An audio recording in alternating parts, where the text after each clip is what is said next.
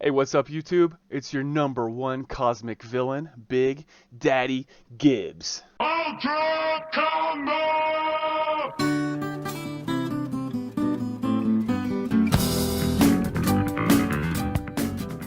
I'm coming at you today with my February 23rd, 2022 comic book pull list. Gonna start it off with independent comics. We got Heavy Metal Drummer from Behemoth Comics. Hopefully it comes out this week. It was supposed to come out February 2nd, and then I heard it got delayed, and then I heard it was coming out February 16th last week. So hopefully it comes out this week. If not, I'm gonna keep it going. I'm gonna put this on my pull list until it finally drops. Next, we got All New Firefly from Boom. I've heard pretty negative things about Firefly comics in general, but I'm hoping that this one is positive. I love Firefly as a intellectual property, and hopefully this just grabs me. I have pretty low expectations, to be honest. I saw that Kaylee is the captain of the Firefly now. I'm pretty excited just to see kind of the story of what's going on with the crew. I haven't actually watched anything since Serenity and haven't consumed any other Firefly media, so I'm hoping this is, entertaining at least. Next, we got Supermassive from Image. I really like Radiant Black.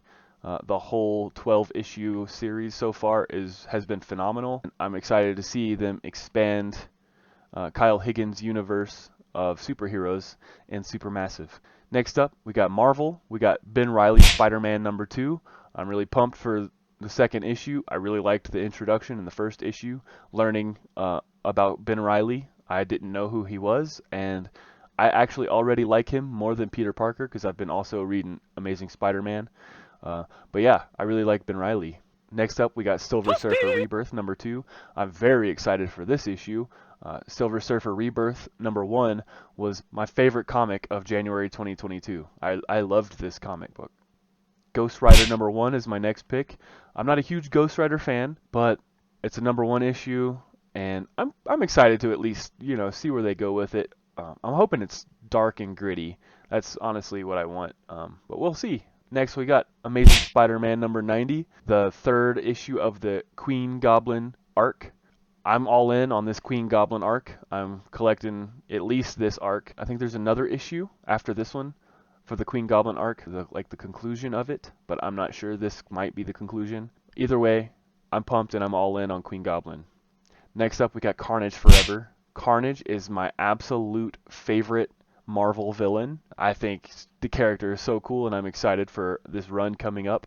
I know Carnage Forever is a one-shot, and I heard it's also kind of an anthology kind of book. It's not going to be one self-contained story. It's going to be a couple of stories, sort of like how the Carnage Red, White, and Blood series was. At least that's what I'm expecting, but they're supposed to be setting up for the Carnage series that's coming out in March. And for DC, we got Action Comics 1040. I caught up to this story. I read the last few episodes of this War World arc, and I'm excited to see where they go with it.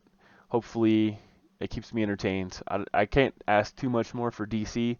I don't have like a big background knowledge of DC, but I'm getting there, and Action Comics seems dope. I like that it's not like Detective Comics where it's a weekly, it's more of like a monthly series, and that's kind of why I wanted to jump into it. Lastly, I was considering Aquaman #1. I'm on the fence with it, and I was hoping that in the comments below you could convince me of why I need to pull Aquaman #1. Alright, that's it for me. Have a great day.